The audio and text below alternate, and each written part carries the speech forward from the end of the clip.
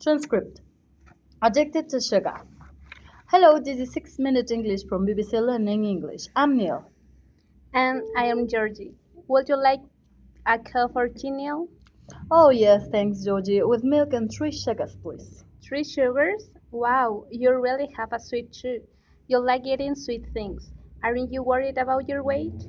Yes, but I can say no to sugar. Just as our addiction to oil is causing a climate emergency, our addiction to sugar is causing a health emergency for our bodies. Sugar gives us an instant hit of the chemical hormone dopamine, making us feel good, but in the long run, causing obesity, tooth decay, and diseases like diabetes. But how did our addiction to the sweet smooth begin? That's what we'll be discussing in this program, and as usual, we'll be learning some useful new vocabulary as well. Anyway, here's your tea, Neil. I just put 1 sugar. Thanks, Georgie. I'll give it a try. Now, before we go on, I have a question for you. Sugarcane, which grows naturally in Asia, Africa, and the Americas, first came to England in the 11th century. Back then, it was an expensive luxury item, affordable only to kings, queens, and the very rich. So, which English monarch loved eating sugar so much their teeth turned black? Was it A. King Henry VIII, B. Queen Elizabeth I, or C. Mary Queen of Scots? I know Henry VIII was very unhealthy, so I guess it's him. Okay, Georgie, we'll find out the answer later in the program. Just now, I compare sugar to oil as the world's most important commodity. A commodity is a product or natural resource that can be traded, bought, and sold. Today, economies, governments, and wars are based on controlling oil, but in earlier centuries, the same was true of sugar. For 400 years, sugar, along with coffee and tobacco, was grown in slavery plantations and shipped across the Atlantic Ocean to Europe. By the time slavery was ended in 1834, the demand for sugar in Europe and the United States was at a record height. Here's Professor of International History Alva Bosma explaining more the BBC Radio 4 program Thinking Aloud. Sugar was already an extremely important commodity in the 16th and 17th and 18th century, and in the 17th century we see a staggering growth of sugar consumption in Europe and the United States, and with that sugar became the fuel for human bodies. Whereas oil became the fuel for vehicles in the 20th century. Professor Bosma talks about the staggering growth in the popularity of sugar. The adjective staggering means shocking or surprising. Just like oil became the fuel for machine engines, sugar became the fuel for the human body. Fuel is a substance that is born to provide heat or power. Trading companies had begun rich selling sugar reducing slave labor.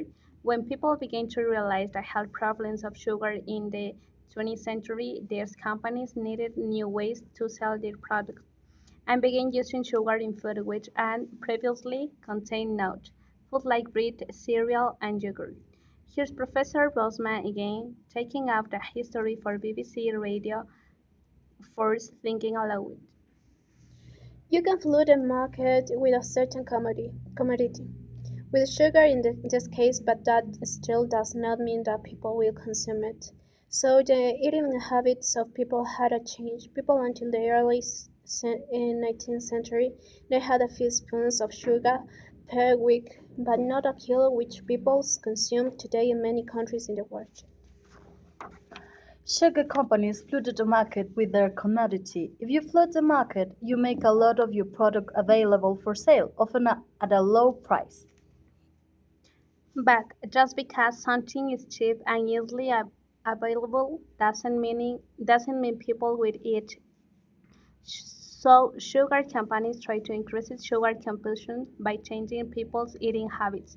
The way a group of people eat, for example, which types of food they eat, how much of it, and often of how often.